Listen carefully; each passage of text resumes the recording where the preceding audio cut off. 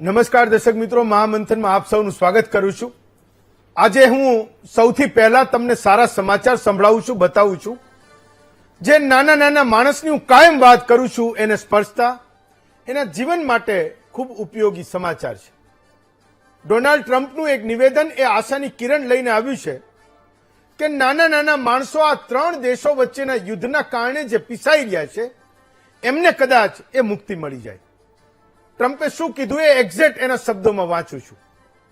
Iran સાથે છેલ્લા 2 દિવસોમાં સકારાત્મક વાત થઈ છે, જેનો ઉદ્દેશ્ય મિડલ ઈસ્ટમાં ચાલી રહેલા એ યુદ્ધનું સમાધાન કરવાનો છે।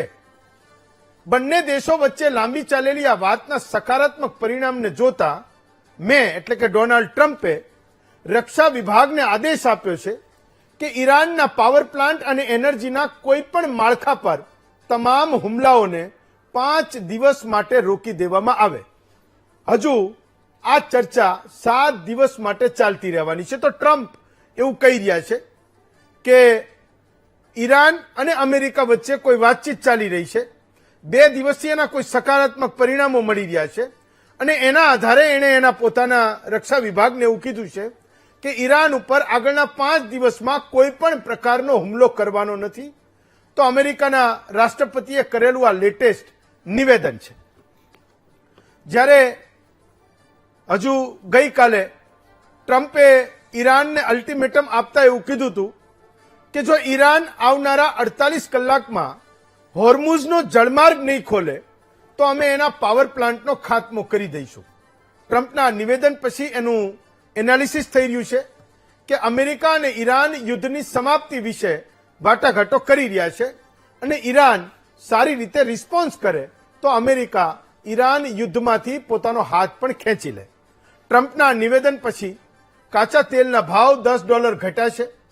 દુનિયાભરના શેર બજારોમાં આ સમાચારથી જબરજસ્ત ઉછાળો આવ્યો છે અને આપણું માર્કેટ પણ આવતીકાલે કેવું રહેશે, એનો રિસ્પોન્સ શું આપે છે એ આપણને આવતીકાલે સવારે ખબર પડશે। પણ મોટા દેશો વચ્ચે યુદ્ધ લાંબુ ચાલે તો આપણો દેશ, જેની વસ્તી 140 કરોડ લોકોની છે, એ દેશોને બહુ ભોગવવું પડે છે।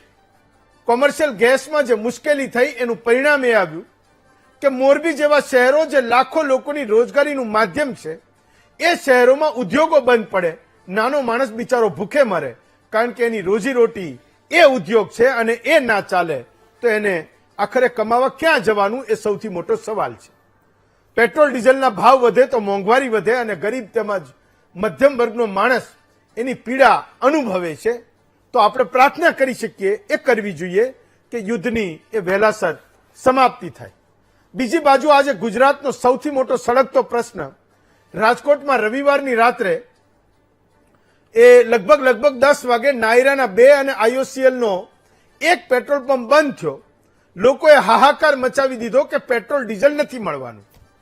આ અફવાની ગુજરાતમાં સવારથી એ અસર થઈ કે આખો દિવસ ગુજરાતના મોટા શહેરોમાં લોકોએ પેટ્રોલ પંપની આગળ લાઈનો લગાવી, જ્યારે હકીકત એ છે કે પેટ્રોલ ડીઝલના એ પેટ્રોલ પંપના માલિકોને મળી રહ્યું છે। એ ફેરફાર એવો થયો કે આપણા દેશની ઓઇલ કંપનીઓએ જે ડીલરને કેટલાક ટેન્કર ક્રેડિટમાં આપતા હતા એના બદલે ડીલરોને પહેલા પૈસા જમા કરાવવાની કોઈ સિસ્ટમને બદલી છે। આ બદલવામાં પેટ્રોલ પંપના ડીલર્સ અને ઓઇલ કંપનીઓએ જે ધ્યાન રાખવું જોઈએ એ કદાચ નથી રાખ્યું ને એના કારણે લોકો પેટ્રોલ પંપ પર અત્યારે પણ લાઈનો લગાવી રહ્યા છે। આજે તમામ હકીકતોના સવાલો આપણે મહામંથનમાં પૂછવાના છે।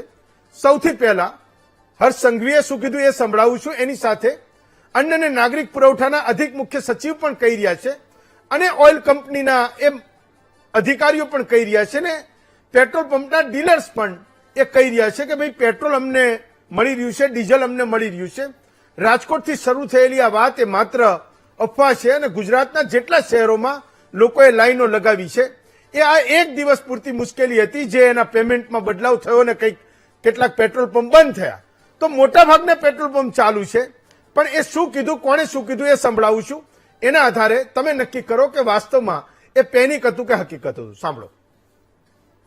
તમામ નાગરિકોને વિનંતી છે કે કોઈ બી પ્રકારની પેટ્રોલ ડીઝલને લઈને સોશિયલ મીડિયા હોય કે વોટ્સએપના માધ્યમથી કે કોઈ બી ઓફિશિયલ જાણકારી વગર કોઈ બી પ્રકારની આ અફવાઓમાં આવીને ભાગદોડ કરવાની કોઈ બી પ્રકારની જરૂરિયાત નથી. રાજ્ય સરકાર અને ખાસ કરીને કેન્દ્ર સરકાર દ્વારા આ જથ્થાઓ અને સપ્લાય માટેનું ડેલી નિરીક્ષણ થાય છે અને રાજ્યને તમામ પેટ્રોલ પંપો પર પેટ્રોલ ડીઝલ માટે પૂરતી વ્યવસ્થાઓ પહોંચી વળે તે માટેની સંપૂર્ણ તૈયારીઓ બી છે. મારી રાજ્યના સૌ નાગરિકોને બે હાથ જોડીને વિનંતી છે કે આ પ્રકારની વાતો કોઈનો બી વોટ્સએપ મેસેજ આવ્યો હોય ને સીધો જ આપણે બીજા લોકોને ફોરવર્ડ કરીએ. કોઈ બી પ્રકારની જાણકારી વગર, સંપૂર્ણ માહિતી વગર પોસ્ટ મૂકીને આપણે આપણી જોડે જોડે હજારો લોકોને કારણ વગરના એમનો સમય વેડફવી અને સાથે સાથે કોઈ બી પ્રકારે શહેરમાં કે રાજ્યમાં આ પ્રકારની ખોટી માહિતીઓ ફેલાવનાર લોકો પર બી આવનારા દિવસોમાં કડક પગલાં ભરવામાં આવશે. અમુક પેટ્રોલ પંપ જે છે ડ્રાય થઈ ગયા છે. ખરેખર એવી સ્થિતિ નથી અને જે પેટ્રોલ પંપમાં ઇસ્યુ થયા છે એની પણ હું એક સ્પષ્ટતા કરવા માંગુ છું જેથી બધાને ક્લેરિટી આવે કે આપણે પેનિક થવાની જરૂર નથી. આપણી પાસે એનફ જથ્થો અવેલેબલ છે અને જે પણ આપણા domestic vehicles, light commercial, heavy commercial જે પણ વ્હીકલ્સ હશે આને માટે પૂરતો જથ્થો ઉપલબ્ધ છે. રાજકોટ જિલ્લામાં કુલ 361 પેટ્રોલ પંપ આવે છે અને આમાં HPCLના શહેરમાં 17 અને તાલુકા લેવલે 70 કુલ 87 પેટ્રોલ પંપ છે અને તમામ શરૂમાં છે. ગઈકાલે RMCના રેયા ખાતે જે પેટ્રોલ પંપ બંધ થયો છે આમાં RMC દ્વારા રોડનું ડિગિંગનું કામ ચાલતું હતું અને કારણે બંધ કરવામાં આવ્યું છે. ગુજરાતના દરેક નાગરિકોને અમે રાજ્ય સરકાર વતી ખાતરી આપવા માંગીએ છીએ કે ગુજરાત રાજ્યમાં પેટ્રોલ અને ડીઝલનો કોઈ પણ પ્રશ્ન નથી. બધા જ પેટ્રોલ પંપ ઉપર પૂરતો જથ્થો ઉપલબ્ધ છે તેમજ આપણી પાસે પૂરતો બફર સ્ટોક પણ ઉપલબ્ધ છે. તેથી કોઈ પણ નાગરિકે બિલકુલ ગભરાવાની જરૂર નથી કે પેટ્રોલ પંપ બહાર કોઈ પણ કન્સર્નથી કોઈ પણ લાઈન લગાડવાની જરૂર નથી.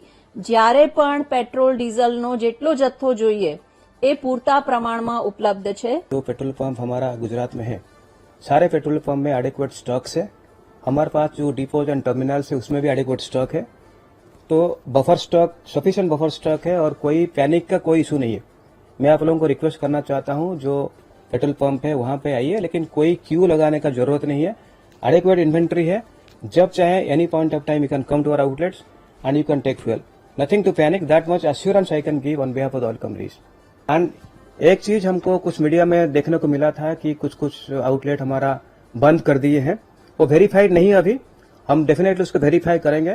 इन केस कोई डीलर हमारा जो रूल्स एंड रेगुलेशंस है उसके अगेंस्ट में काम करता है और आउटलेट बंद कर दिया है, इन्वेंट्री होने के बाद भी स्टॉप कर दिया है, पब्लिक इनकन्वीनियंस हुआ है, definitely I assure will take definitely action.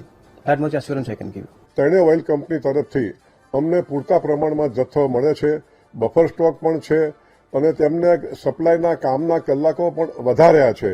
જે 5 વાગ્યાનો સમય હતો એને બદલે પણ કામના કલાકો વધાર્યા છે. સપ્લાયનો જથ્થો પણ વધાર્યો છે. માટે પબ્લિકને જોઈએ એટલું પેટ્રોલ અને ડીઝલ મળે છે અને આવી કોઈ પેનિક તમે ન કરશો, ખોટી અફવાઓમાં ન જોડાઓ. અત્યારે આપણે સાથ સહકાર આપીએ તો કોઈ આપણા ગુજરાતમાં પેટ્રોલ, હું ફરીવાર રિપીટ કરું છું કે પેટ્રોલ ડીઝલની ગુજરાત રાજ્યમાં કોઈ તકલીફ નથી. પબ્લિકને જોઈએ એટલું પેટ્રોલ અને ડીઝલ મળશે.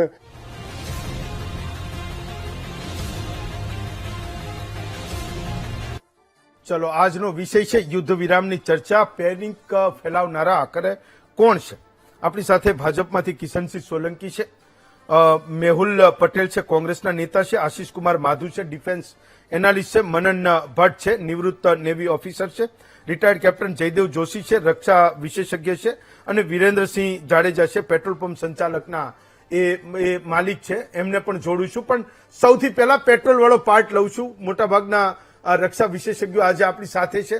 ટ્રમ્પના નિવેદન પછી એક નાના માણસને એવી આશા જાગી છે કે અમેરિકા યુદ્ધમાંથી એનો હાથ ખેંચી રહ્યું છે. આપણે જે અત્યાર સુધી પીસાતા હતા, આપણી જે ચિંતાઓ હતી એ ઓછી થશે કે નહીં, એ એમની સાથે વાત કરવાની છે. સૌથી પહેલા કિશનસિંહ, તમને કહું છું કે આજે આખો દિવસ ગુજરાતના જે શહેરોમાં પેટ્રોલ પંપ પર ખૂબ લાંબી લાંબી લાઈનો લાગી.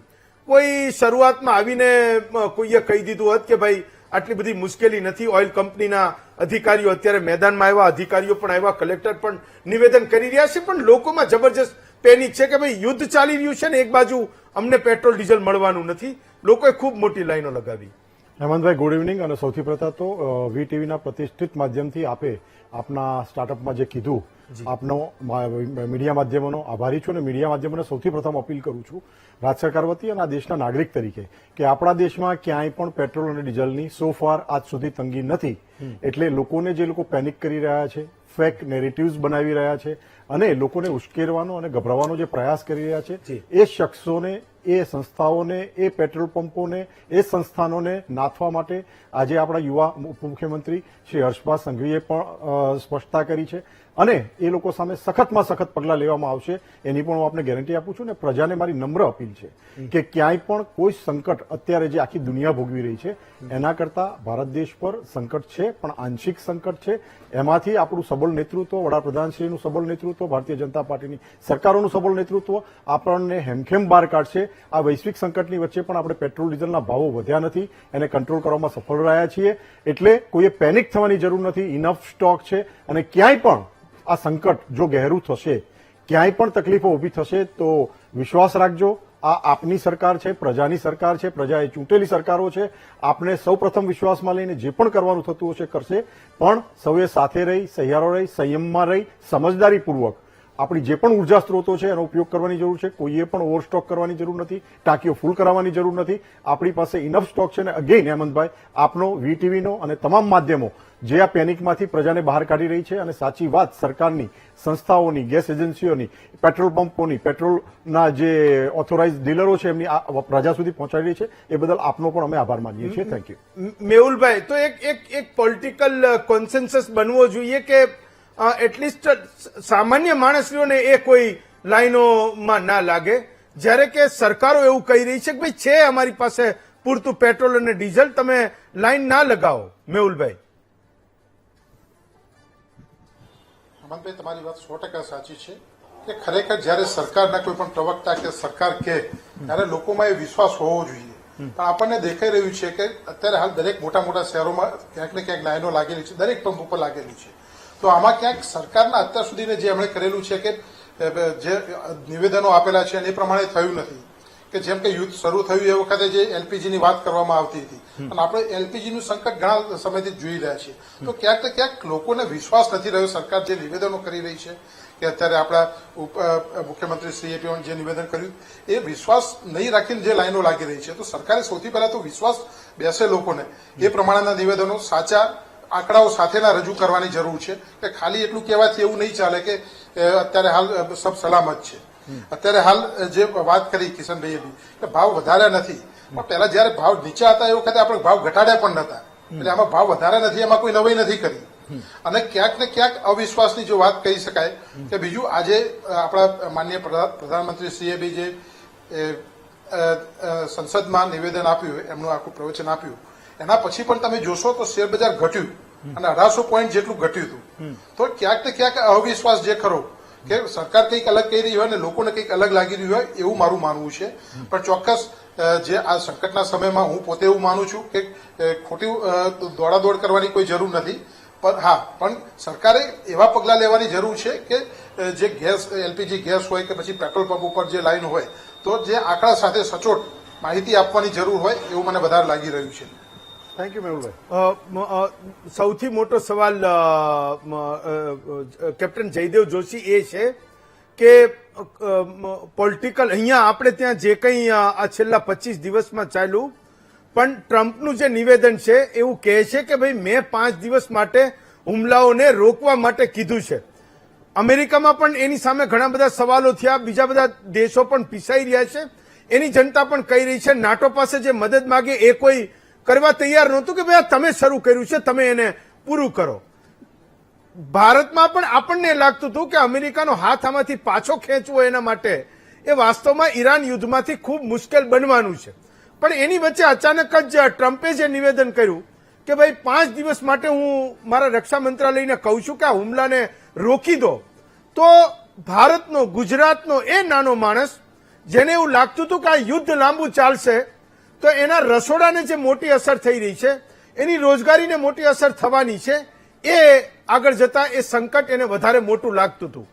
તમને લાગે છે કે એક નિવેદન પછી લોકોમાં એ આશા છે કે અમેરિકા આમાંથી ખસી ગયું, ઇઝરાયલ એમાંથી ખસી જાય અને આ વાતચીતના આધારે કોઈક એક ટેબલ ઉપર નક્કી કરી લે તો આપણે બધાએ આની અસરોમાંથી બચી જઈશું.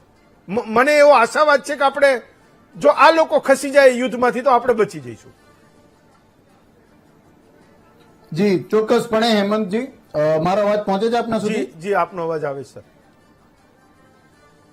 જી ચોક્કસપણે હેમંતજી, આપ કહો છો એકદમ સાચું છે. એક આશાવાદ નો અંકુર ચોક્કસપણે ફૂટ્યો છે એવું કહી શકાય. જી. અને એ શેના માટે છે એ પણ આપણે જોઈએ હેમંતજી, કે 48 કલાકનું અલ્ટિમેટમ ટ્રમ્પે આપેલું હતું. એ 48 કલાકનું અલ્ટિમેટમ પૂરું થાય તેની પહેલા ઈરાન કોઈ એનો પ્રત્યુત્તર મૌખિક રીતે, શાબ્દિક રીતે અથવા એક્શનથી આપે એની પહેલા જે રીતે ટ્રમ્પે આ 5 દિવસ સુધી અને કદાચ એનાથી વધારે પણ એવું કહ્યું છે, જે પાવર પ્લાન્ટ છે એના ઉપર અમે હમલા નહીં કરીએ, એક મોટી વાત કરી છે. હમણાં જ અડધી પોણી કલાક પહેલા જ એરફોર્સ 1 તેમના વિમાનમાં બેસતા પહેલા એમણે બીજા 3-4 મુદ્દાઓ કીધા કે અમે એક રિસ્પેક્ટેડ અને રિસ્પોન્સિબલ નેતા સાથે વાર્તાલાપ કરી રહ્યા છીએ. અમને એવું લાગે છે કે જો આ ડીલ થઈ જાય તો સંપૂર્ણપણે આમાંથી બહાર નીકળી શકાય તેમ છે. અને જે રીતે અમેરિકાએ હવે બોમ્બિંગ અત્યારે ઓછું કર્યું હોય, જલદતા ઓછી કરી હોય એ લાગે છે, એ જોતા ડિપ્લોમેટિકલી કોનો હાથ ઉપર રહે છે, કોનો હાથ નીચે રહે છે એ વાત પછી, પણ ચોક્કસપણે એક આશાવાદનું મોજું પ્રસર્યું છે. પણ આ છેલ્લી 1-2 કલાકમાં બન્યું છે. એ પહેલા જે કાંઈ પણ બન્યું આપણે જોયું ગુજરાતમાં. અને એટલે જ હેમંતજી, આજની ચર્ચામાં મારો એ જ આપને પ્રશ્ન છે અને આપણે આપણા દર્શકોને પણ એ બંને બાબતોમાં ક્લિયર કરીએ કે શાંતિ ક્યારે અને શંકાઓ કેમ. તો આ શંકાઓ દૂર થવી જોશે, અફવાઓ દૂર થવી જોશે.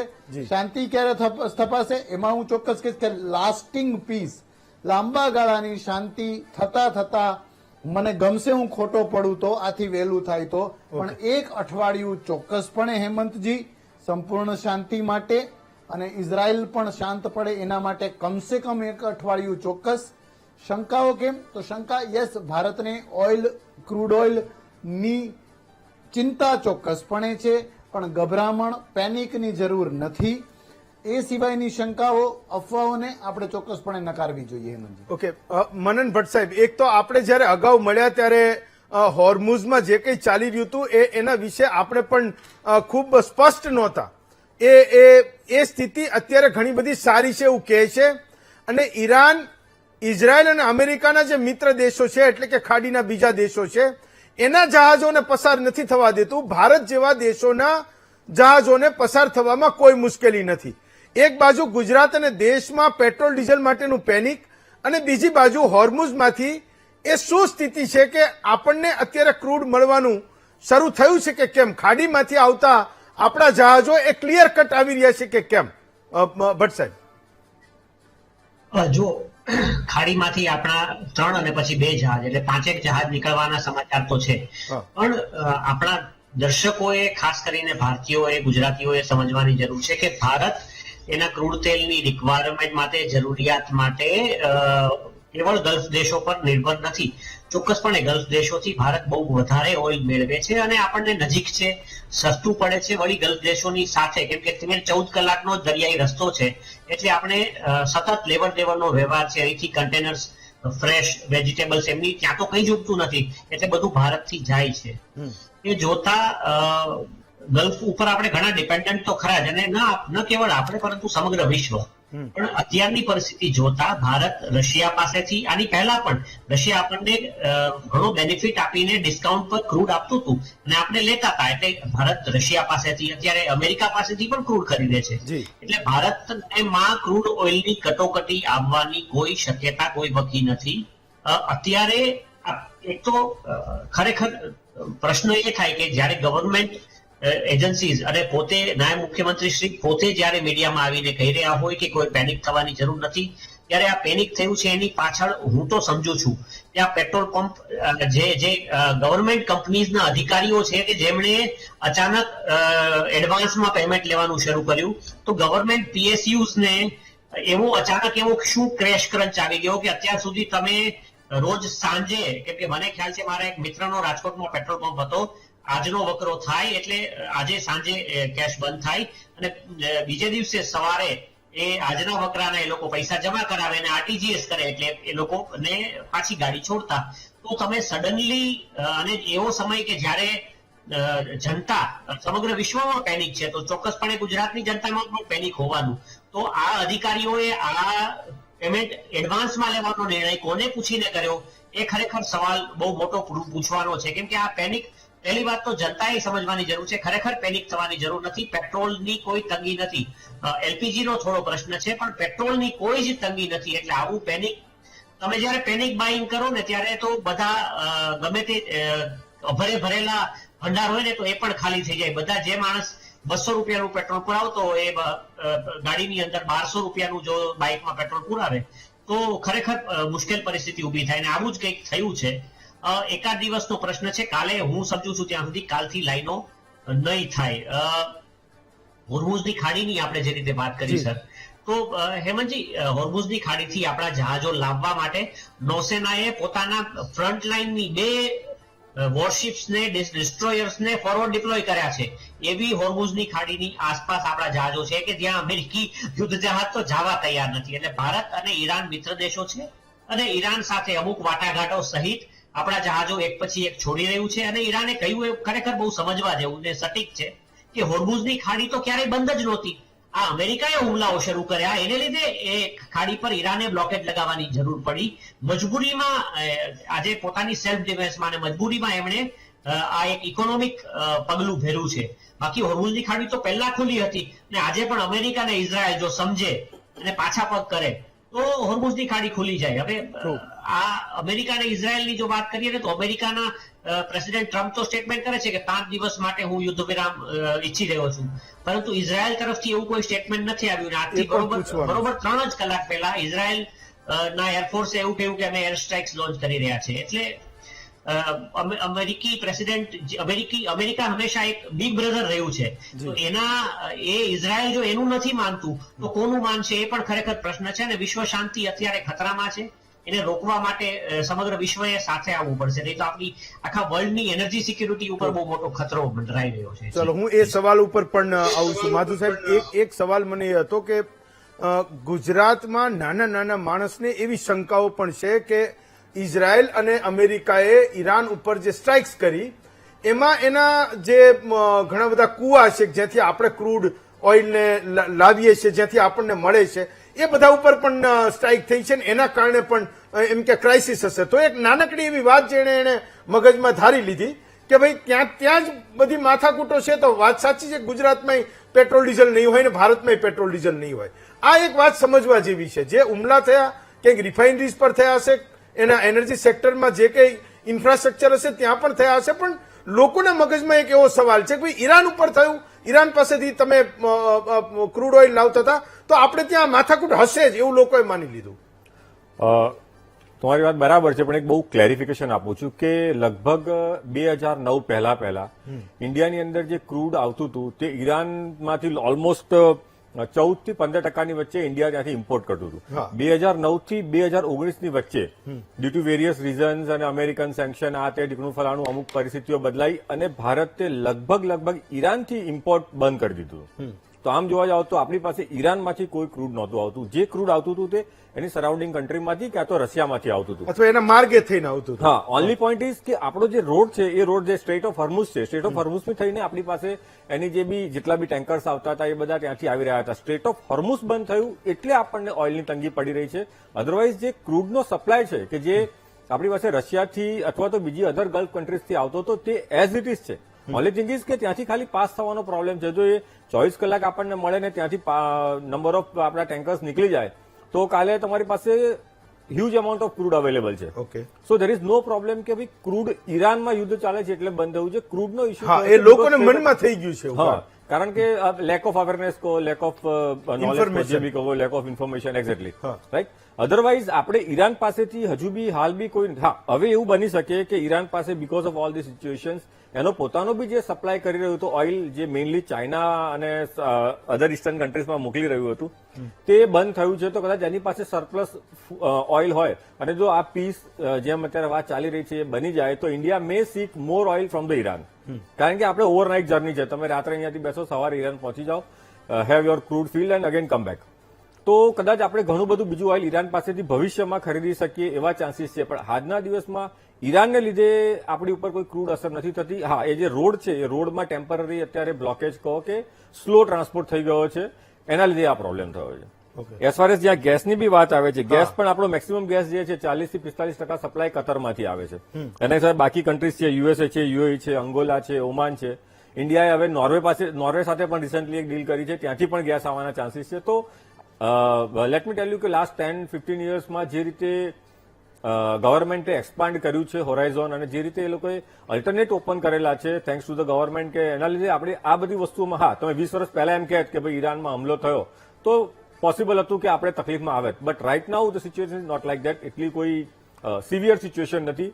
વી are very clear. Only thing is લોકોને પ્રોપર નોલેજ આપવાની જરૂર છે, અને તમારા ચેનલ થકી અને બાકી બધા જે બી ન્યૂઝ મીડિયા છે, પ્રિન્ટ મીડિયા છે, ઓનલાઈન સોશિયલ પ્લેટફોર્મ્સ છે, એ બધા થકી ખાલી એક સારી ઇન્ફોર્મેશન તમે જો ફેલાવો તો there is no issue at all. Okay Kishansingh, આજે પ્રધાનમંત્રીએ લોકસભામાં એવું કીધું કે ભાઈ કોરોના વખતે આપણે ટફ ટાઈમ જોયો હતો, હવે લોકોએ એ લાંબા ગાળાની અસરો માટે પણ તૈયાર રહેવું પડશે. એના પછી ટ્રમ્પનું નિવેદન હતું અને એની પહેલા લોકસભામાં મોદી એ બોલ્યા. લોકોને એવું લાગી રહ્યું છે કે આ બહુ જ એની અસરો એ લાંબી ચાલવાની છે, લોકોએ ખૂબ મોટો સંઘર્ષ કરવાનો છે. મે બી કદાચ બેયના નિવેદન વચ્ચે થોડોક અંતર છે. એ પહેલા મોદી બોલ્યા ને એના પછી ટ્રમ્પે આ ઈરાનવાળી વાત કરી કે ભાઈ અમે 5 દિવસ માટે રાહ જોઈ રહ્યા છીએ અને 5 દિવસ માટે કોઈ હુમલા નથી કરવાના, અને અમારી વાત એ આગળ ચાલી રહી છે, ને હજુ એ અઠવાડિયા સુધી એ વાત ચાલતી રહેવાની છે. પણ જયારે લોકસભામાં પીએમ બોલ્યા ત્યારે લોકોને એવું લાગ્યું કે આપણે તૈયાર થઈ જવાનું છે. હેમંતભાઈ, સૌપ્રથમ તો આપણે ઘણા સમયથી આપણી વિદેશ નીતિ, આપણી કૂટનીતિની એ જ સફળતા છે. આપણા જહાજો સફળતાપૂર્વક આવી રહ્યા છે સ્ટ્રેટ ઓફ હોર્મુઝમાંથી. આપણી પાસે અત્યારે મેંગલુરુ, પોદુર અને વિશાખાપટ્ટનમમાં 70 થી 74 દિવસ ચાલે એટલો બફર સ્ટોક આપણી પાસે પડ્યો રહેલો છે.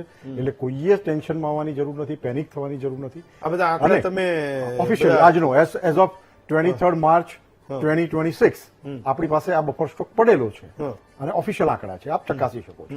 એટલે કોઈએ પણ પેનિક થવાની જરૂર નથી. આપણી પાસે ઇનફ સ્ટોક છે. પણ જે સંદેશો આપણી વિદેશ નીતિ અને આપણા વડાપ્રધાન શ્રી અને આપણી સરકાર જે કૂટનીતિ અત્યારે કરી રહી છે, એ કૂટનીતિના ભાગરૂપે આપણે ઇઝરાયલ, ઈરાન અને યુએસ ત્રણને સ્પષ્ટ સંદેશો આપ્યો છે. અને આપણે સંદેશો હંમેશા એક તટસ્થ બુદ્ધના દેશ તરીકે હંમેશા શાંતિ, સહભાગીદારીતા અને સંયમ આની ઉપર કામ કરવાનું કીધું છે.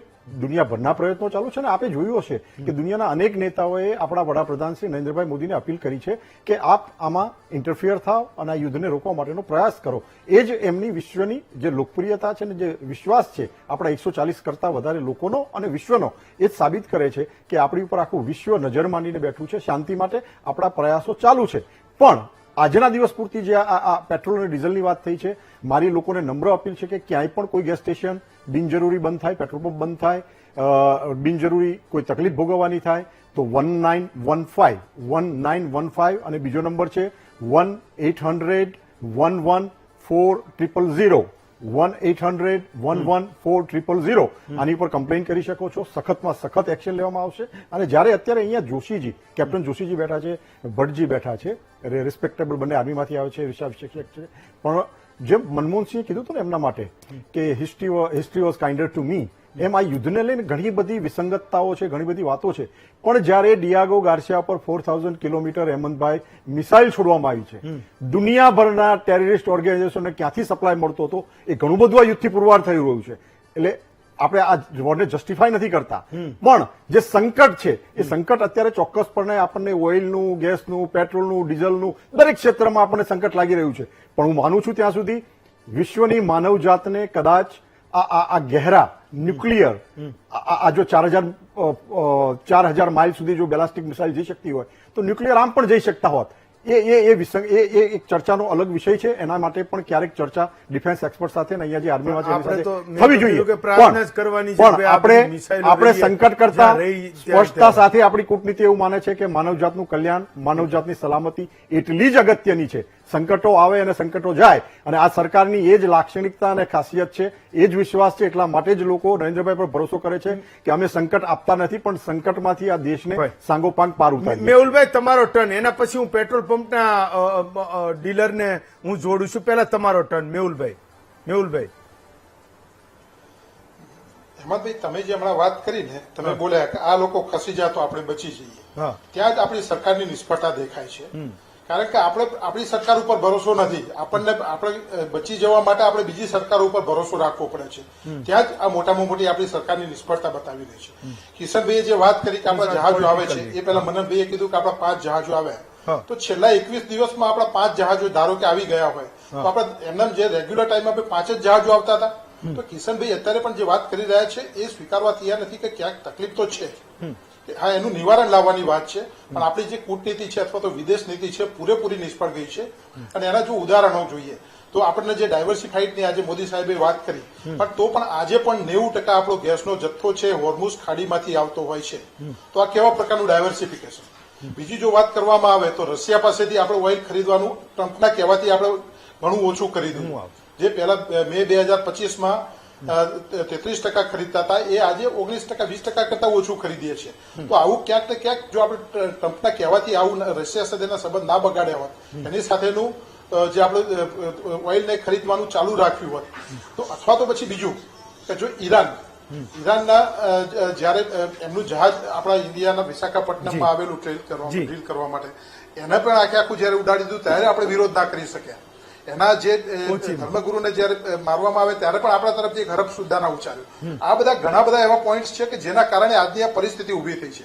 અને આ બધા પોઈન્ટ્સ ઉભા થવા પાછળ જવાબદાર ક્યાંક ને ક્યાંક સરકાર હોય એવું ચોક્કસ લાગી રહ્યું છે. અત્યારે આજે જે મોદી સાહેબે વાત કરી કે 5.3 મેટ્રિક ટન જેટલો મિલિયન મેટ્રિક ટન જેટલો આપણી પાસે જથ્થો છે, પણ સામે કિશનભાઈ તમે એનો આંકડો બતાવો કે તમે કેટલું આપણો દરરોજનો વપરાશ છે.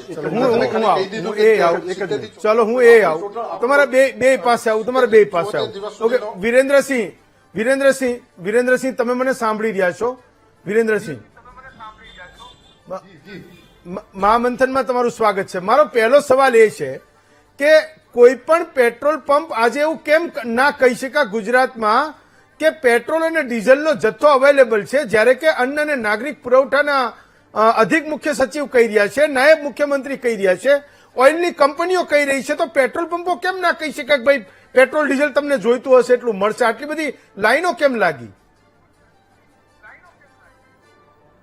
હું સાહેબ તમને એવું કહેવા માંગુ છું જી કે પંપો વાળાને કહેવાનો સમય જ નહીં મળ્યો. આ ફેસબુક અને સોશિયલ મીડિયા પર અમુક પંપોની જે રીલ્સ વાયરલ થઈ એના પર પબ્લિક પેનિક થઈ છે. હું પબ્લિકને વિનંતી કરું છું, કોઈ પેનિક થવાની જરૂર નથી. સપ્લાય છે, સપ્લાય અમારો નોર્મલ થઈ રહ્યો છે. દરેક સરકારી કંપનીનો અત્યારે જથ્થો જે જોવે મળી રહ્યો છે.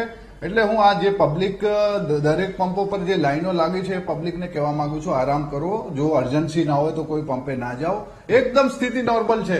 અને જે આ મોદી સાહેબ જેવી સત્તાધારી પક્ષ હોય, મોદી સાહેબ આપણી દેશની ચિંતા કરી રહ્યા છે, એટલે કોઈ જોડે પેનિક થવાની જરૂર નથી. જનતા, જાહેર જનતાને હું આ તમારા મીડિયમ માધ્યમથી કહેવા માંગુ છું કે બિલકુલ સ્થિતિ નોર્મલ છે. આજે મારા ત્યાં 12,000 લીટર આવ્યું છે અને કાલે બી નોર્મલ રીતે ગાડી આવવાની છે. તો બદલાયું શું છે એ સમજવું છે. તો આપ કોઈ પંપ તો બદલાયું શું છે? કેટલાક નાયરાના પેટ્રોલ પંપ બંધ થયા, કે આઈઓસીએલ માટે કોઈ કે એ દ્રશ્યો મોકલ્યા કે ભાઈ આ પંપ બંધ થઈ ગયા, તો શું બદલાયું કે આ પંપોને બંધ કરવા પડ્યા અને લોકોમાં એ પેનિક થયું?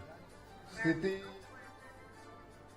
હું આપને એક જો મારે નોલેજ છે એટલું હું કહી શકું છું કે એચપીસીએલ છે, બીપીસીએલ છે અને ઇન્ડિયન ઓઇલ એ ગવર્મેન્ટના અંદર કંપનીઓ છે. અને અહીંયા કોઈ પંપો પર કોઈ જગ્યાએ એવું નથી કે જથ્થો નહીં મળ્યો.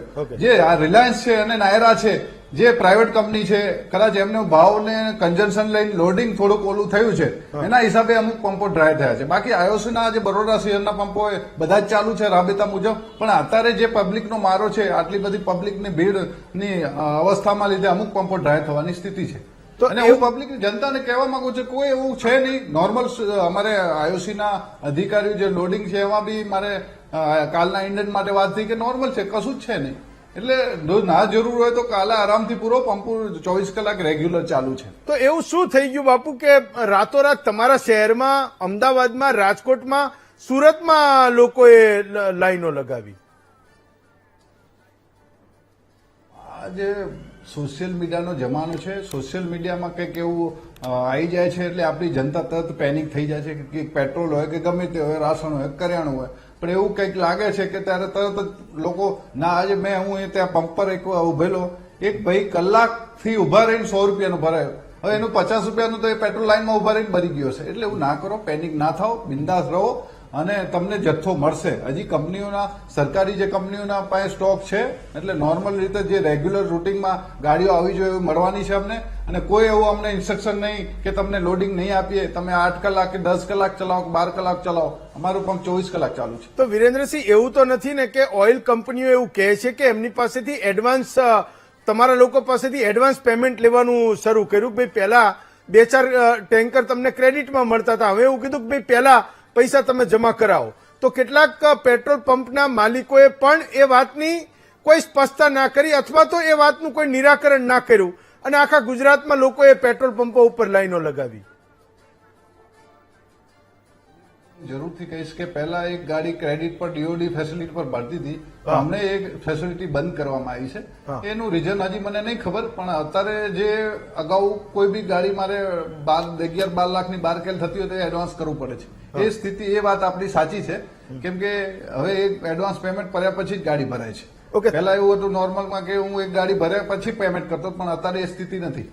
ઓકે, તમારી એક દિવસની જેટલી જરૂરિયાત હોય એટલું પેટ્રોલ અને ડીઝલ તમારા પંપ પર પહોંચી રહ્યું છે આ છેલ્લા 20-25 દિવસોમાં? કોઈ મુશ્કેલી છે ખરી?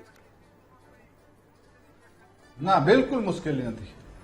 નોર્મલ અત્યારે જે ડેપો ચાલુ છે એ સમય ચાલે છે, એટલે અત્યારે કોઈ એવું અમને હજી લાગ્યું નથી કે આવું કઈક સ્થિતિ ગંભીર થવાની છે. પણ આજે બપોર પછીની જે પબ્લિકનું મેં જોયું છે કે ખબર નહીં કઈ રીતનું આ પબ્લિકે એકદમ સિરિયસતાથી, ગંભીરતાથી લઈ લીધું અને દરેક પંપ ઉપર લાઈનો લાગી ગઈ છે. જી, ફાઇન. જોશી સાહેબ, એક તો સૌથી મોટો સવાલ એ હતો કે પેટ્રોલ ડીઝલની આ રામાયણની વચ્ચે એક સૌથી મોટી વાત એ છે કે હું હરખાવ, તમે હરખાવ, આખું વિશ્વ હરખાઈ. ભાઈ ચલો, અમેરિકા એનો હાથ પાછો ખેંચી રહ્યું છે ને નાનો માણસ બિચારો બચી જવાનો છે, પણ ઈરાન હજુ આના વિશે એક પણ શબ્દ કહેવા તૈયાર નથી. હજી એનું કોઈ સ્ટેટમેન્ટ નથી. આ એક તરફા યુદ્ધ વિરામની વાત તો નથી ને?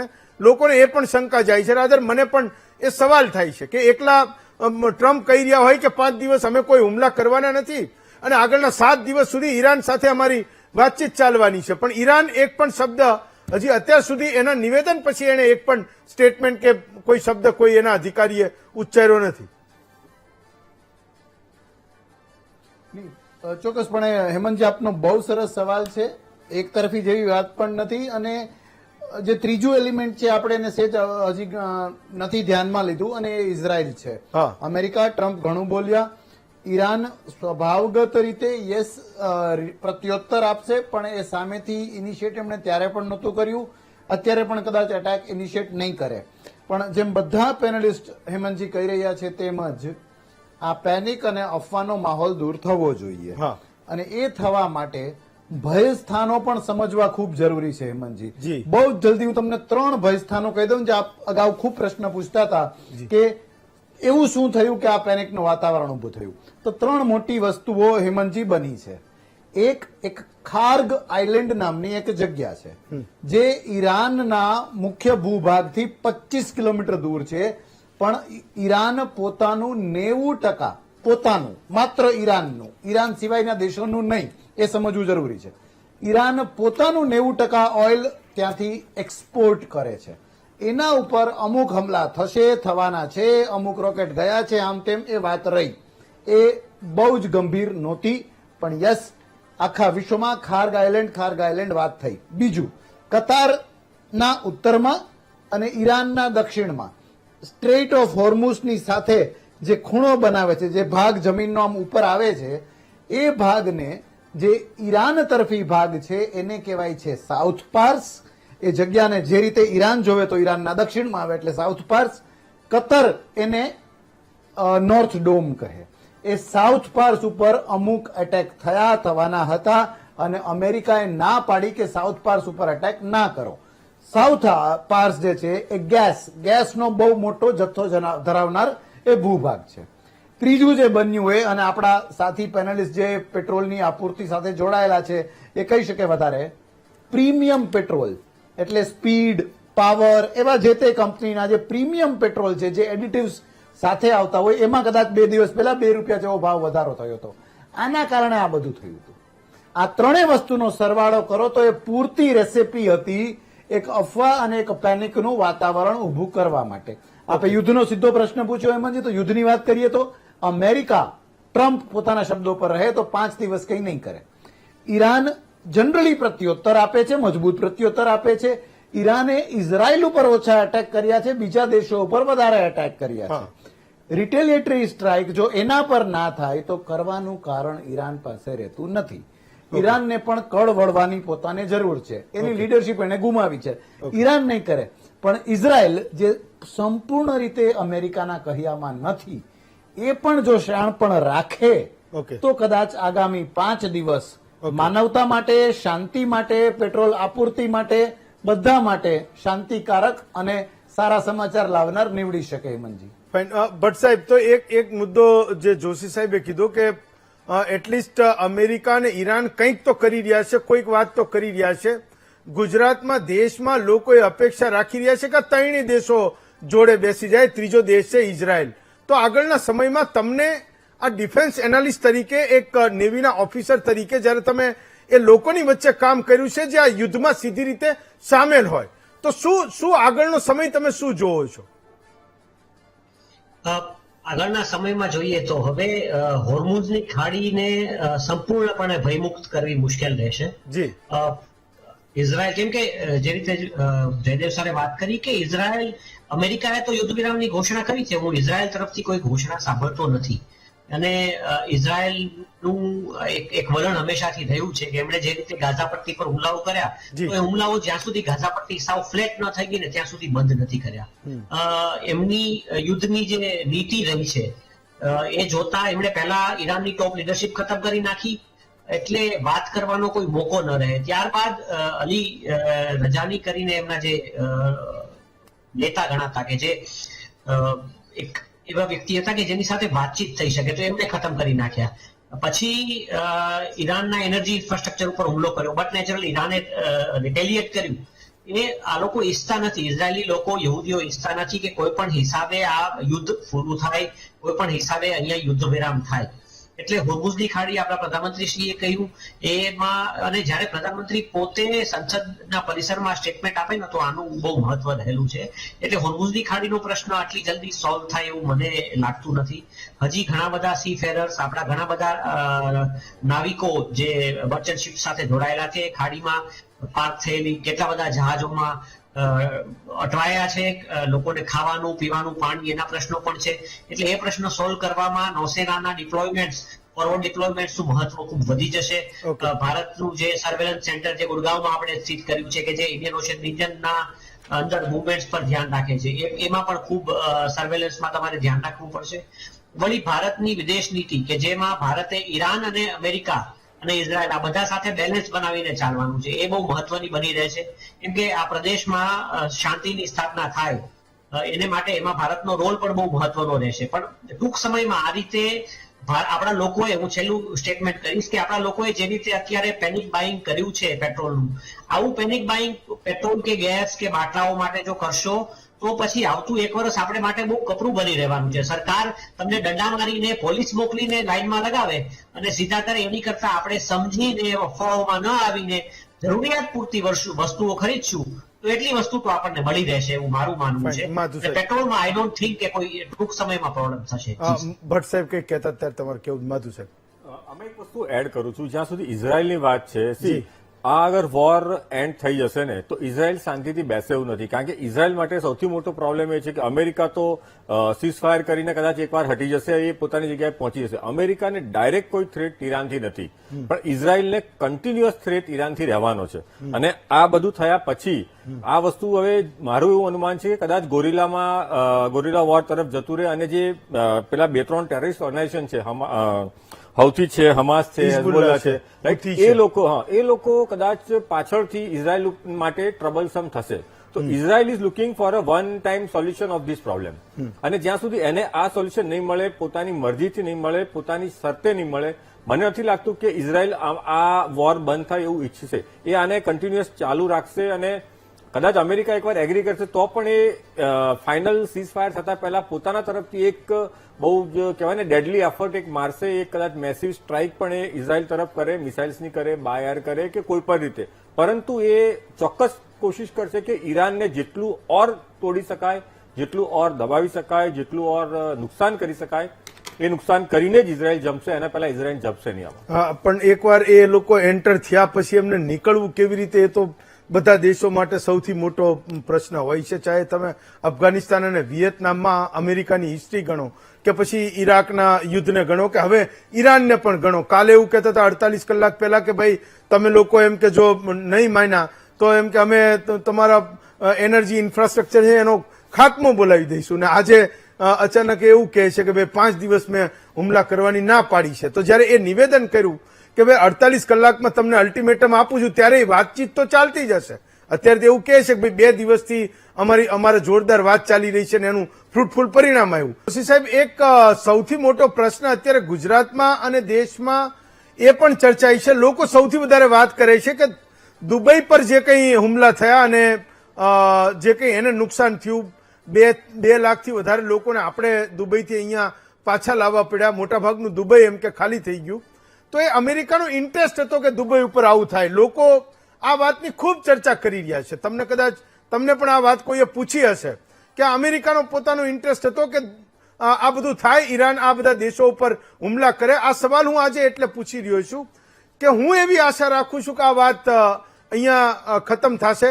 ધીમે ધીમે આપણે આ વિભીષિકામાંથી બહાર નીકળતા જઈશું જ્યારે અમેરિકા અને ઇઝરાયલ પોતે જો ઈચ્છતા હશે અને ઈરાન પણ એમાં સહમતિ આપશે તો. પણ મારો સવાલ દુબઈ વાળો હતો જે મોટાભાગના લોકો પૂછે છે.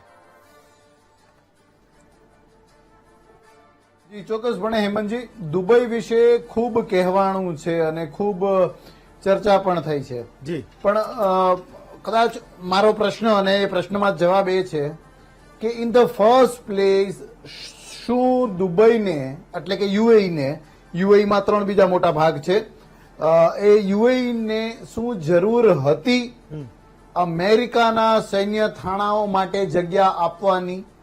યસ, ચોક્કસપણે આટલો ધનાઢ્ય એવો દેશ હોય અને દેશની વાત કરીએ તો ત્યાં મોનાર્કી છે, એટલે એક પ્રકારની રાજાશાહી છે. ત્યાંની ભાષામાં કહીએ તો એ અમીરાત છે, આપણે રજવાડું કહીએ ત્યાં એમિરેટ્સ કે અમીરાત કહીએ. અને ત્યાંના જે અમીર એ ત્યાં સત્તા ઉપર આવતા રહે. એ લોકો અતિ ધનાઢ્ય હોય, તેલના ભંડાર હોય, વૈશ્વિક બિઝનેસના ત્યાં મોટા ઇન્સ્ટોલેશન્સ હોય, ઓફિસીસ હોય, ખૂબ વિદેશીઓ પણ ત્યાં આવીને રહે છે. એટલે ડર લાગે એ વાત સ્પષ્ટ છે. એ પૈસાનો ડર લાગે, એ સમૃદ્ધિ ગુમાવવાનો ડર લાગે, પણ સૈન્યવી ડરની યુએઈને જરૂર નહોતી. એક વાત. બીજું, યુએઈએ કેટલાક એમઓયુ સાઇન કર્યા ઇઝરાયલ સાથે, એની જરૂર હતી કે કેમ? હું એમ માનું છું કે ડિરેક્ટલી કદાચ હેમંતજી જરૂર નહોતી, પણ તેમ છતાં સાઉદી અરેબિયાએ પણ કર્યા છે થોડા લેવલે. એક સમયે સ્વોર્ન એનિમીઝ, એમ કસમ ખાધેલા એનિમીઝ ઇઝરાયલના સિરિયા અને ઇજિપ્ત હતા, એમણે પણ ક્યારેક ને ક્યારેક કોઈ પણ ગઠજોડ કરેલા છે, પણ એની કદાચ જરૂર નહોતી. આ 2 વાતોથી ખિન્નાઈને ઈરાન અને એ મૃગજળ જેવી કે જેનું અસ્તિત્વ ઓછું હતું, મૃગજળ જેવી ઇસ્લામિક બ્રધરહુડની એકતા જ્યારે ખોરવાઈ જતી હોય એવા સમયે અમેરિકાને પોતાને ત્યાં સૈન્ય થાણા બનાવવાની છૂટ આપીને પોતાના ઉપર ઈરાનનો ગુસ્સો નોતર્યો એવું હું તો માનીશ. પણ તેમ છતાં હું એમ કહીશ કે જેવું એ પૂરું થઈ જશે, કદાચ અમેરિકાનો નિકાલ બહાર કરશે જે કરવું જોઈએ, Okay. એ થયા પછી શાંતિ ત્યાં પણ રહેશે, સમૃદ્ધિ ત્યાં પણ રહેશે. Okay. કદાચ વધુ અતિશયોક્તિ લાગે પણ અજાત શત્રુ જેવો શબ્દ યુએઈ માટે વાપરવો હોય તો વાપરી શકાય કે એમના બહુ નજીકના મિત્રો પણ કોઈ નથી, જે છે એ વેપારના કારણે છે Okay. અને બહુ કોઈ દુશ્મનો પણ નથી, કારણ કે એ પ્રકારનું કોઈ સ્ટેન્ડ યુએઈ નું હોતું નથી. તો એ જો થઈ જાય, અમેરિકી થાણા હટી જાય તો ફરી પાછો વ્યાપાર, આપણે ગુજરાતીઓ, આપણે ભારતીયો યુએઈ દુબઈમાં જઈને સેટલ થઈ શકે. ચલો મેહુલભાઈ ફાઇનલ કમેન્ટ. મેહુલભાઈ લાસ્ટ 1 મિનિટ છે મેહુલભાઈ, પછી હું આવું કિશનસિંહ તમારી પાસે. મેહુલભાઈ. ઓકે, આમાં તમારા કહેવાથી, તમારા માધ્યમથી હું પોતે પણ એવી અપીલ કરીશ કે પેનિક નહીં રાખવો. અમે અગાઉ પણ આવી અપીલો કરેલી છે. જી. જ્યારે નોટબંધીના સમયમાં નોટો માટે લાઈનો લાગેલી હતી, જી. જ્યારે કોરોનાના સમયમાં ઓક્સિજન અને રેમડેસિવિર માટે પણ લાઈનો લાગી હતી, તો લોકોના ભૂતકાળના જે અનુભવ છે આ સરકારના, અને એના કારણે ક્યાંક ને ક્યાંક ગમે તેટલું, ગમે તે તમે કહેશો, હું કહીશ કે સરકાર કહેશે કે આપણા પ્રધાનમંત્રી કહેશે, એના ઉપર વિશ્વાસ નથી, કારણ કે લોકોએ પાછળ ભોગવેલું છે કે સરકાર ફક્ત એક જ કહેતી હોય છે કે સબ સલામત છે, પણ જયારે નીચે હકીકત કંઈક અલગ હોય છે. તો આ વખતે પણ લોકો એવું જ કંઈક માની રહ્યા છે કે જે અગાઉના એમના અનુભવો છે કે નોટબંધી વખતે કે પછી કોરોના વખતે કે જે સરકાર કહેતી હતી કે બધું જ મળી રહેશે, પણ જે નહોતું મળ્યું, અને એના કારણે જ આજે ક્યાંક ને ક્યાંક આપણને આજે લાઈનો જોવા મળી રહી હોય એવું મારું ચાલો માનવું છે. કિશનસિંહ જવાબ આપો. Kishansinh final 1 minute. Very much કે તમે લોકોને અપીલ કરી, એક પાર્ટી જવાબદાર પાર્ટી તરીકે, એના માટે આપનો આભાર. પણ આપની 3 વાતો. પ્રથમ વાત આપે જે આપણા પ્રથમ વક્તવ્યમાં કીધી હતી, આજ સરકારે 40 દેશો સાથે ઉર્જા કરાર કર્યા છે, જે તમે માત્ર 2 દેશો સાથે કરેલા હતા. તમે ટર્મિનલો બનાવ્યા હતા, ગેસ ક્યાંથી આવશે એની તમને ચિંતા નહોતી. રહી વાત, તમે કીધું કે ભારત શેના માટે રશિયા પાસેથી બંધ કરે છે, શેના માટે ઈરાન પાસેથી બંધ કરે છે. ભાઈ, પેલા તમે ઓપેક કરાર વાંચો.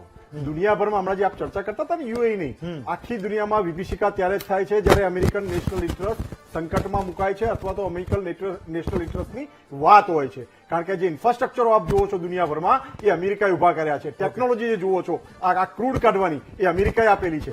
ઓપેક કન્ટ્રીઓમાં કોઈ પણ દુનિયાના દેશની તાકાત નથી એ કોન્ટ્રાક્ટ પ્રમાણે કે અમેરિકા કે એના વિરુદ્ધમાં જાય, એ દેશની આખી અર્થવ્યવસ્થા ખતમ થઈ જાય. આ સમજો, તમે જાણો છો મેહુલભાઈ, પણ તમે આ વાત બતાવતા નથી લોકોને. ઓકે.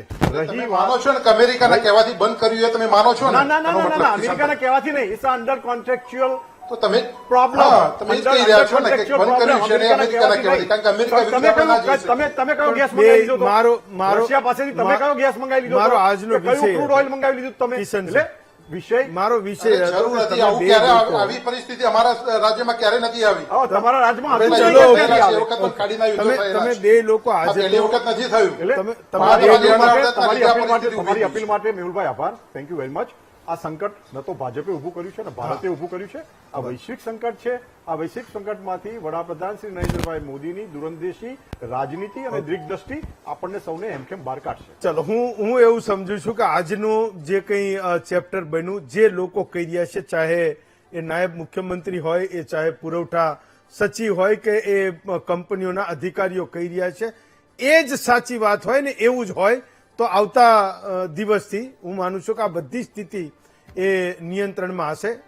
પેટ્રોલ પંપના એક સંચાલક, જે મેં તો આજ રેન્ડમલી એમને બોલાવ્યા, આમાં શું કાયમ આવે એ લોકોને બોલાવીએ ને તો એને કદાચ સીધી રીતે પેલા કંપની કે એનો કોઈ ડર લાગતો હોય, પણ મને એવું લાગે છે કે વિરેન્દ્રસિંહે જે કંઈ જવાબો આપ્યા એ સાચા જ હશે. એમનો જે પોતાનો અનુભવ છે એ જ કીધો હશે, તો લોકો પેનિક ના કરે એ અપીલ હું પણ કરું છું. આવતીકાલે આપના વધુ એક મુદ્દા સાથે ફરી મળીશું. હું 6 વક્તાઓનો આભાર માનું છું.